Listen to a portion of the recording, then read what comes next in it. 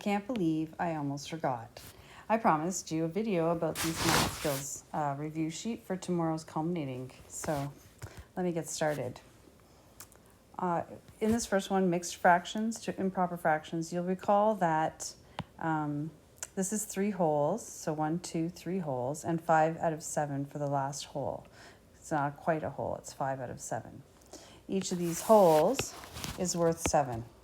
Because there's 7 pieces in each of them.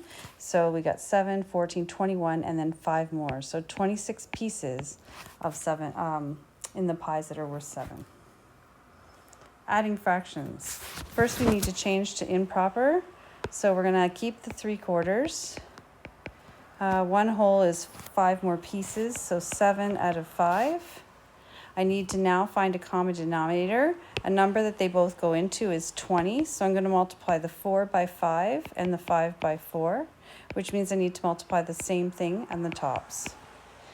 So over here, that means I get 15 out of 20 plus 28 out of 20 equals 43 out of 20.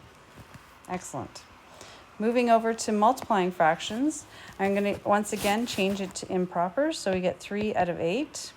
3 wholes is worth 18 pieces, and 4 more makes 22, and we're multiplying. We're going to multiply the tops and multiply the bottoms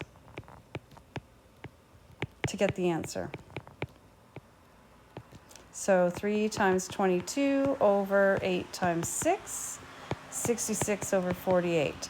As I said in class, this is a good answer, but there is a better answer. Since both of these are divisible by 6, so I get, as a final answer, 11 over 8 is my final answer. This is a better answer. Dividing fractions. Dividing is like multiplying, so we're going to flip the second fraction and change it to multiply. Multiply the tops, 5 times 3. Multiply the bottoms, 9 times 10, you get 15 over 90. Once again, this is a good answer, but I can reduce it. So 15 goes into the top once, and 15 goes into the bottom 6 times. So the better answer is 1 over 6. Continuing on, we have Bhavna has 6 apples and 8 oranges. The simplified ratio, just keep track of what's being said first. So it's apples to oranges, so go back to our numbers, 6 to 8. 6 to 8 is good, but we can reduce it because each of those is divisible by 2. So I end up with 3 to 4 is the better answer. What is the simplified ratio of oranges to total fruit? Well, there's 8 plus 6 total fruit, so 14. Again, we can reduce that. They're both divisible by 2, so I get 4 to 7. That's the final answer. Let me just write down that I divided them both by 2 to get that. There's a few ways to do these proportions. One of the ways I like to think about it is what happened to 3 to get 12. I multiplied it by 4. So from 8 to x, I'm going to multiply by 4. Therefore, x equals 32. On this one, the second one, it's not as easy to do that because 8 goes into 30, not really. But how did 30 become 15? I divided by 2. Now it became negative 15, so I divided by negative 2. So I need to divide the 8 by negative 2, and I get x equals 8 divided by negative 2, so negative 4.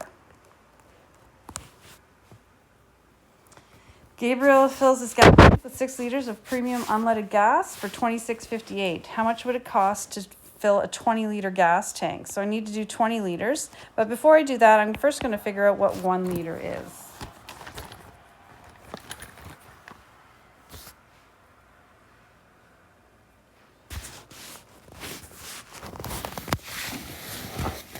And wouldn't you know it, I don't actually have a calculator handy. I was looking on here, but although I do recall being able to write a text on here, so going to let me do it. 26.58 divide by 6 equals, and then I hit return. It should give me the answer. So there it is. So 1 liter is worth $4.43. Now I can find 20. So 20 liters is going to be 20 times 443.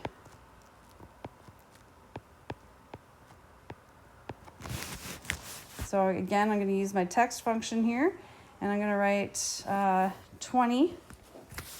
Oh, I wonder if the times would be times 4.43 equals, return, 88.6. So 20 liters is equal to 88.660. So $88.60.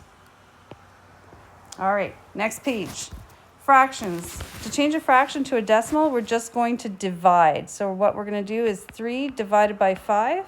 When I do that on my calculator, I get 0.6.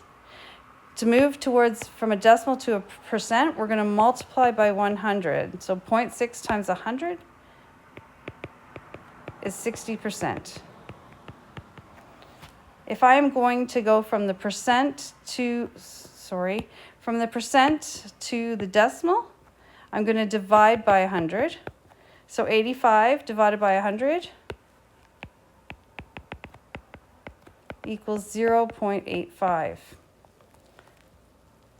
And now to go back to a fraction, I know that 85% is the same as 85 over 100. So I'm going to put that in my fraction column, 85 over 100. That's a good answer. I can reduce it to get a better answer. I'm going to try just dividing by 5 first, because I know 5 goes into both of them, equals 85 divided by 5 is 117 out of 20. And that seems to be as low as I can go because nothing goes into 17 and into 20.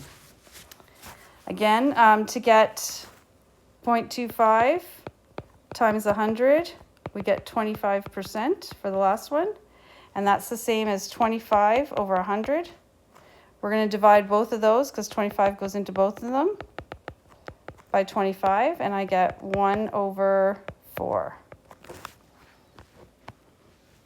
The next one is the power laws. For the product laws, we're going to add the exponents. So x to the 3 plus 7 equals x to the 10.